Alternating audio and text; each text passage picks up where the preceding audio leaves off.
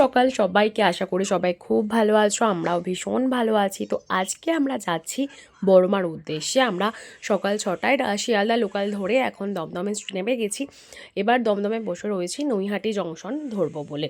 তো এটা আমাদের বড়মার উদ্দেশ্যে প্রথম যাত্রা। আজ অবধি কোনোদিন আমাদের মানে বড়মা টানেনি, ওই জন্যই মনে হয় যাওয়া হয়নি। তো আমরা পেয়ে গেছি নৈহাটি লোকাল।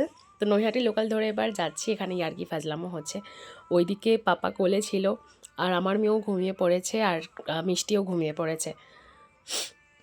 আর এত সকালে জার্নি করা মানেই তো এরকম ব্যাপারটা।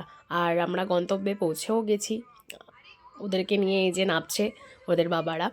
তো নৈহাটি স্টেশনে নেমেই অনেক টোটো দেখলাম, কিন্তু টোটো করে যাওয়ার কেউই চেষ্টা করো না, কারণ 20 টাকা করে ভাড়া, কিন্তু 5 মিনিটের হাঁটা পথ মাত্র।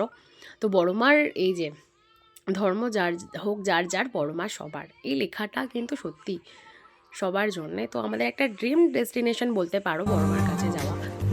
এই ছোট ছোট বাচ্চা নিয়ে সকাল 6টার সময় উঠে ফাইনালি বড়মার দর্শন পেলাম।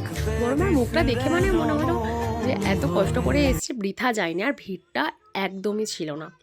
আর আমরা ফেরিঘাট হয়ে বাড়ি ফিরেছিলাম, নৈহাটি ফেরিঘাট হয়ে। আমরা চুঁচুড়ায় এসেছিলাম, চুঁচুড়া থেকে অটো করে আমরা উত্তরপাড়া হয়ে বাড়ি ফিরেছিলাম।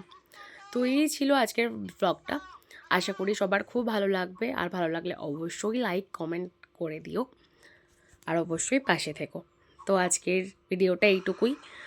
আশা করছি পরে আরও ভিডিও দিতে পারবো। টাটা সবাইকে।